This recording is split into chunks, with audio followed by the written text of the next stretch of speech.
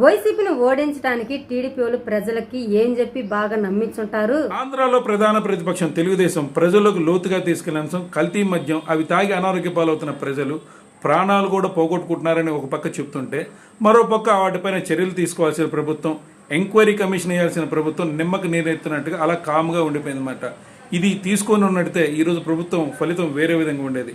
ఏదేమైనా లాస్ట్లో land titling act, మీ భూముల్ని జగన్మోహన్ రెడ్డి గారు లాక్కుంటున్నారని చెప్పిన అంశం బాగా పనిచేసిందండి. టీడీపీ వాళ్ళు వైసీపీ వాళ్ళ మీద దాడులు చేస్తున్నారంట. అది నిజమా అబద్ధమా?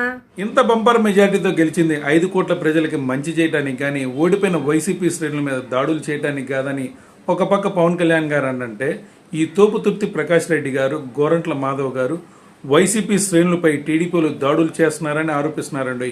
మరి నిజమా కాదా అక్కడున్న ప్రజలకు మాత్రమే తెలియదు. చంద్రబాబు గారు గెలిచిన తర్వాత ప్రజల్లో కాస్త అనుమానాలు ఉన్నాయంట.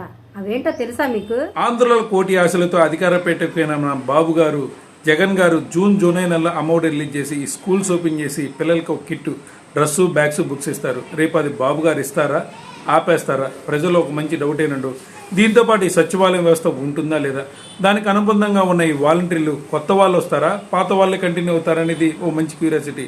ఆల్రెడీ వాళ్ళకు 10,000 ఇస్తున్నారు. రేపు బాబు గారు గుడ్ న్యూస్ చెప్తారా, బ్యాడ్ న్యూస్ చెప్తారా చూడాల్సిన. బాబు గారు పవన్ కళ్యాణ్ గారి సపోర్ట్ తో బెంపర్ మెజారిటీతో గెలిచాడు కదా.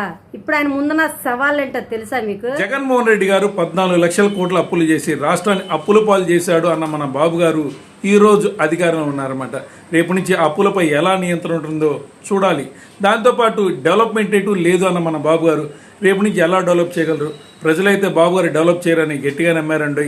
దీంతో పాటు జగన్ గారు ఇచ్చే సంక్షేమ పథకాల కంటే 2 అనౌన్స్ చేశారు కాబట్టి అవి ఎప్పటి నుంచి ఇస్తారా అని ప్రజలు మంచి క్యూరియాసిటీ ఎదురు చూస్తున్నారండి.